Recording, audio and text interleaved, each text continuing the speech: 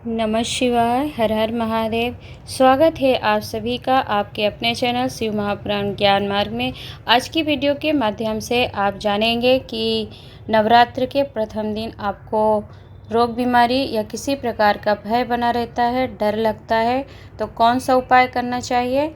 और नवरात्रि के कुछ ऐसे नियम हैं जिन्हें आपको अवश्य धारण करना चाहिए, जिससे आपका जीवन धन धान से परिपूर्ण होता है। तो देर नहीं करते हैं, चलते हैं हम अपने नियमों की ओर, जो कि नवरात्र से संबंधित है। नवरात्र का प्रारंभ 15 अक्टूबर 2023 से दिन रविवार से प्रारंभ हो रहा है, जिसका समापन 24 अक्टूबर 2023 को होगा। और यह नवरात्र शारदीय नवरात्र कहलाएगी, क्योंकि यह नवरात्रि आश्विन शुक्ल पक्ष की प्रतिपदा तिथि से प्रारंभ होकर के 9 दिन तक नवरात्रि का शुभ अवसर प्राप्त होगा। तो इसमें नवरात्र में वैसे सभी लोग कुछ नियमों को जानते हैं, परंतु कुछ ऐसे नियम हैं जिन्हें आपको जानना जरूरी है। और जिस नियमों का वर्णन पूज्य गुरु जी ने अपनी कथाओं में किया है, उन्हीं नियमों के बारे में हम इस वीडियो में बात करने वाले हैं। तो जान लेते हैं वह पहला नियम कौन सा है। मान लीजिए कि आपकी किसी भी प्रकार से कोई कामना रहती है या कुछ आप पाना चाहते हैं, ऐसी आशा होती, तो नवरात्र का यह नियम होता है कि नवरात्र के पहले दिन से आपको कन्या पूजन का नियम होता है। कन्या पूजन किया जाता है, उन पूजन करके उन्हें भोग लगाया जाता है और भोजन करा करके फिर उन्हें कुछ चुनरी, लाल वस्तुओं का दान हम करते हैं नवरात्र में। तो आपको क्या करना है, नवरात्रि के पहले दिन ही एक कन्या का पूजन करना चाहिए, फिर दूसरा दिन आए तो दूसरी कन्या का पूजन करिए। अर्थात इस प्रकार से 9 दिन 9 कन्याओं के पूजन करने का नियम हमारे शास्त्र वर्णन करते हैं।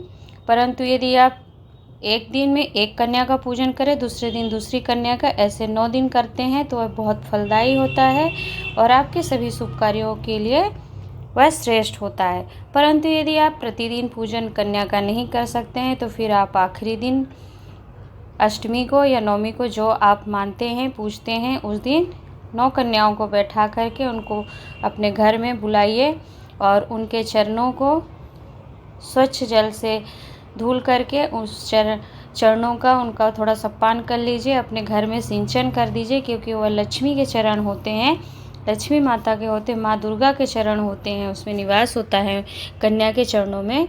तो पूरे घर में उस जल का सिंचन करना चाहिए। यह नियम होता है, जल का सिंचन करना चाहिए।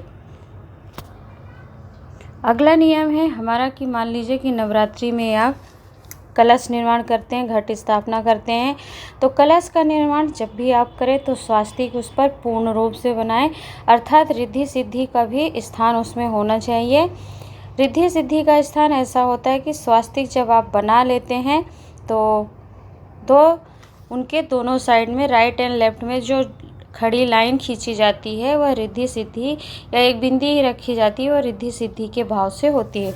तो स्वास्तिक निर्माण का पूरा ध्यान रखिएगा, यह नियमों में आता है।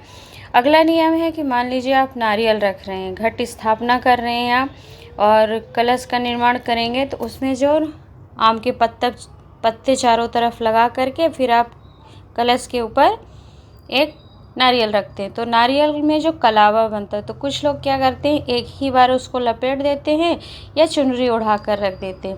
परंतु यदि आप नारियल में कलावा बांध रहे हैं, तो उस कलावा को आपको 9 बार ही लपेटना है।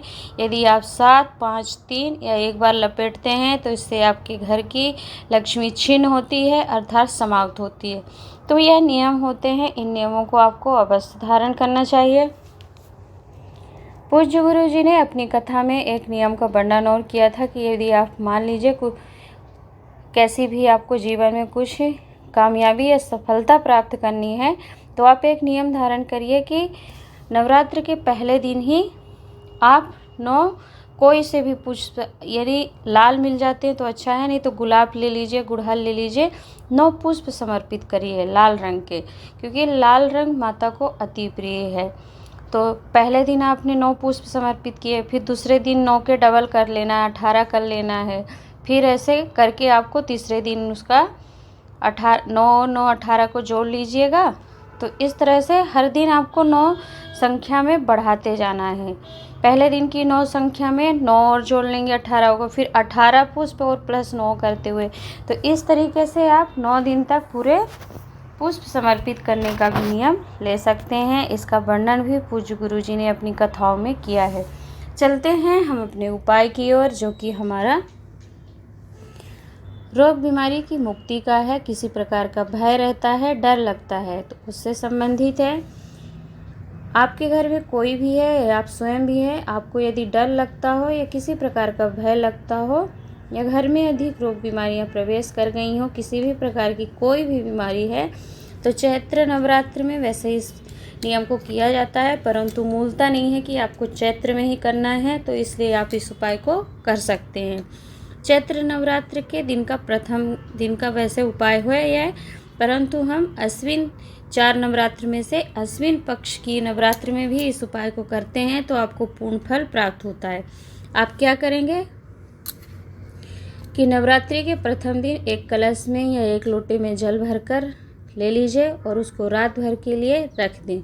अर्थात ये आपको रखना है नवरात्र के पहले दिन रात्रि में आपको जल रखना है, फिर सुबह उसमें आपको उस कलश को उठाना है जिसमें आपने जल भर कर रखा है, और उसमें एक बेलपत्री डालकर नीम के पेड़ के नीचे आपको जाना है। आपके आसपास कहीं नीम का पेड़ हो तो आप वहाँ जाइए। नीम के पेड़ के नीचे पहुंचकर इस जल को जो आपने कलश में ले रखा है उसको नीम की जड़ में छोड़ दीजिए, पत्ती को चढ़ा दीजिए।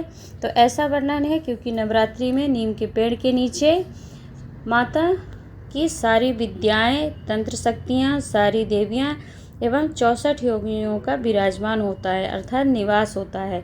तो इससे आपको यदि किसी भी प्रकार का भय लगता है या डर है कि हमें कहीं कोई बीमारी नहीं हो जाए या हमें कहीं कुछ गलत नहीं हो जाए या किसी भी प्रकार का आपको एक्सीडेंट का भय लगता है, कहीं आने जाने में डर लगता है, तो ये सारी जो आपकी समस्याएं हैं या रोग बीमारी से कोई समस्याएं हैं तो फिर वह रुक जाती हैं। उन समस्याओं में आपको आराम मिल जाता है और कोई बड़ी बीमारी आपके घर में प्रवेश नहीं करती है। तो पूज्य गुरु जी की कथा से श्रवण करके आपको यह उपाय बताने का प्रयास किया है। आशा करती हूँ कि वीडियो आपको ज्ञानवर्धक, लाभप्रद लगी होगी।